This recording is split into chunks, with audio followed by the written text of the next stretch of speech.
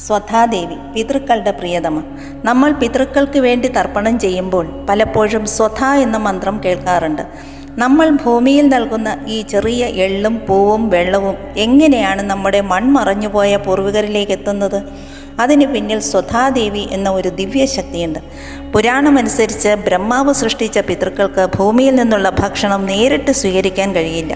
വിശപ്പും ദാഹവും താങ്ങാനാകാതെ അവർ ബ്രഹ്മാവിനെ ചെന്ന് കണ്ടു. അന്ന് അവരുടെ സങ്കടം മാറ്റാൻ ബ്രഹ്മാവ് തൻ്റെ മാനസപുത്രിയായി ഒരു സുന്ദരിയെ സൃഷ്ടിച്ചു. അവളാണ് സ്വധാദേവി. ബ്രഹ്മാവ് ആ ദേവിയെ പിതൃക്കൾക്ക് ദാനം നൽകുകയും ഇങ്ങനെ കൽപ്പിക്കുകയും ചെയ്തു: ഇനി മുതൽ ഭൂമിയിലുള്ളവർ പിതൃക്കൾക്ക് നൽകുന്ന ഏത് അന്നവും സ്വധ എന്ന മന്ത്രത്തോടൊപ്പം അർപ്പിച്ചാൽ മാത്രമേ അത് പിതൃക്കൾക്ക് ലഭിക്കുകയുള്ളൂ. അതനുസരിച്ച് സ്വധാദേവി മനുഷ്യർ നൽകുന്ന വഴിപാടുകൾ സ്വീകരിച്ച് അമൃതായി പിതൃക്കൾക്ക് എത്തിച്ചു കൊടുക്കുന്നു. അതുകൊണ്ടാണ് നമ്മൾ ബലിയിടുമ്പോൾ സ്വധ എന്ന് 3 തവണ ഉരുവിടുന്നത്. നമ്മൾ നൽകുന്ന ഓരോ തുള്ളി തീർത്ഥവും ദേവി ഏറ്റെടുത്ത് പിതൃലോകത്തേക്ക് എത്തിക്കുന്നു. നമ്മൾ ഹോമങ്ങളിൽ അഗ്നിദേവന്റെ പത്നിയെ ഉദ്ദേശിച്ച് സ്വാഹ എന്ന് പറയുന്നില്ലേ? കാരണം ദേവന്മാർക്ക് ഭക്ഷണം സ്വാഹ വഴിയാണ് എത്തുന്നത്.